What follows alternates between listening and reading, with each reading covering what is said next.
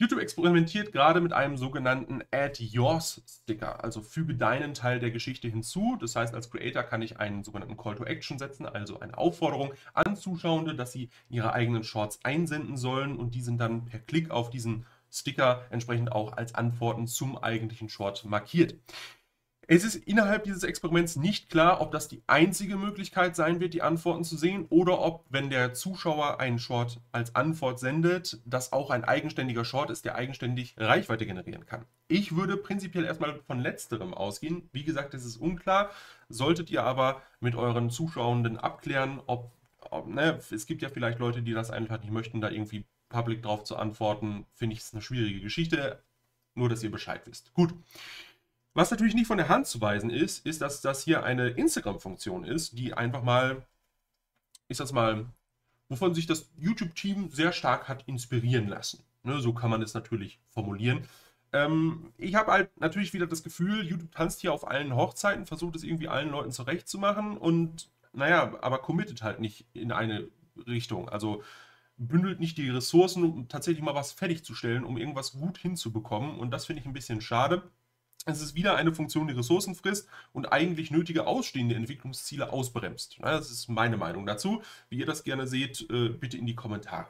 Gut, an dieser Stelle kurze Eigenwerbung. Wir sind auf dem Marsch Richtung 1000 Abonnenten. Ne? Unterstützt uns gerne bei diesem Ziel. Dann bleibt ihr auch informiert hier über YouTube-Updates. Und ich würde sagen, wir gehen zurück zum Thema Shorts. Denn es gab auch ein Interview die Tage auf dem Kanal Creator Insider, wo der YouTube Liaison und der Chief Product Officer, ich glaube Johanna heißt sie, über längere Shorts unter anderem gesprochen haben. Und dann, das ist halt etwas, wo ich mir denke, das geht doch fundamental gegen das Konzept Short. Wenn ich ein vertikales Video hochladen möchte, dann kann ich das natürlich auch tun. Wenn ich einen Short hochladen möchte, um zum Beispiel Short-Funktionen zu benutzen, kann ich das ja auch tun. Jetzt die logische Schlussfolgerung wäre ja, man nennt das Ganze nicht Short, sondern einfach Verticals, ne, statt Shorts. Dann kann ich in der Länge variieren, kann meinetwegen die Funktionen, die für Shorts verfügbar sind, meinetwegen für Verticals verfügbar machen und habe dann die Option, einfach eine bessere Vertikal-Video-Experience für Zuschauer zu bieten. Das wäre die logische Schlussfolgerung und nicht einfach zu sagen, wir machen Shorts länger.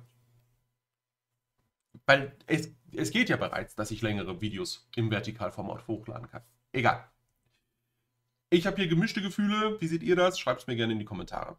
Zu guter Letzt gibt es eine Änderung bei den Kanalinfoboxen. In den Einstellungen gibt es die Möglichkeit, eine Kontakt-E-Mail-Adresse zu hinterlegen und die konnten dann Nutzer durch das Lösen eines Captchas sich anzeigen lassen auf der Kanalseite.